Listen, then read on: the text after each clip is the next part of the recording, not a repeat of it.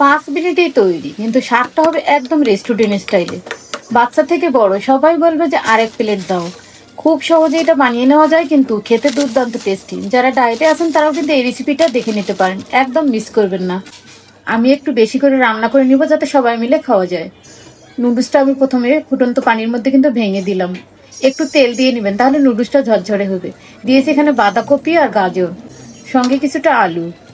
নুডলসটা কিন্তু আমি 3 মিনিটের মতো বলকিয়ে নিব। বলকিয়ে এটা ঠান্ডা পানিতে ধুয়ে নিলে কিন্তু একদম ঝরঝরে হয়ে যাবে। প্যানের মধ্যে আবারও আমি তেল দিয়ে নিচ্ছি, সঙ্গে কিছু রসুন কুচি। রসুন কুচি এভাবে দিয়ে নিলে ফ্লেভারটা কিন্তু দারুণ হয়।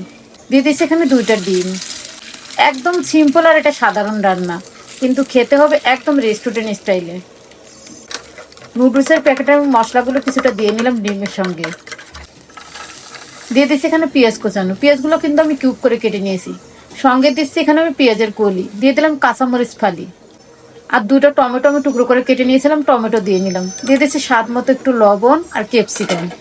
এখানে আমি সবুজ ক্যাপসিকামটা দিয়েছি, আপনাদের হাতের কাছে এটা থাকলে দিবেন, না হলে অন্য কোনো সবজি অ্যাড করে নেবেন। এখানে দিয়ে দিলাম আমি কিছু শুকনো মরিচ ক্রাশ করে নেওয়াটা। দিয়ে দিলাম এখানে সয়া সস, যেহেতু সবজির পরিমাণ আছে একটু সয়া সস দিলে কিন্তু খেতে ভালো হবে। এখানে 1 চিমটি পরিমাণ আমি ভাজা জিরা গুঁড়ো দিয়ে নিয়েছি।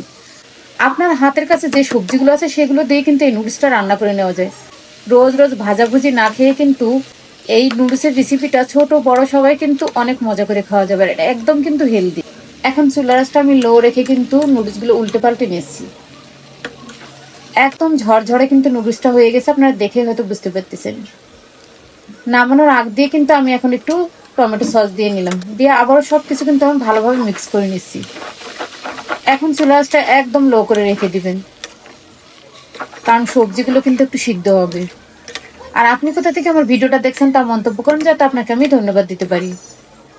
আজকের এই রেসিপিটা আপনার কাছে কেমন লেগেছে অবশ্যই কিন্তু তা কমেন্ট বক্সে জানিয়ে যাবেন। আর আপনার কোন ধরনের নুডলস খেতে ভালো লাগে তাও বলবেন, কারণ আমি কিন্তু নেক্সট টাইমে আপনার কমেন্ট ধরে একটা আমি ভিডিও নিয়ে আসবো।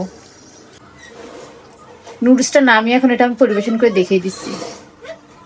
ইফতারের টেবিলে হোক বা বিকেলের নাস্তায় হোক, এটা কিন্তু একদম পারফেক্ট একটা নুডলস রেসিপি। আবারও একটু আমি পরিবেশন করার আগে টমেটো সস দিয়ে নিলাম। আপনারা চাইলে এটা স্কিপ করেও দিতে পারেন। আরো সহজ ও মজার রেসিপিগুলো যদি পেতে চান অবশ্যই আমার পেজ ও চ্যানেলে চোখ রাখতে পারেন।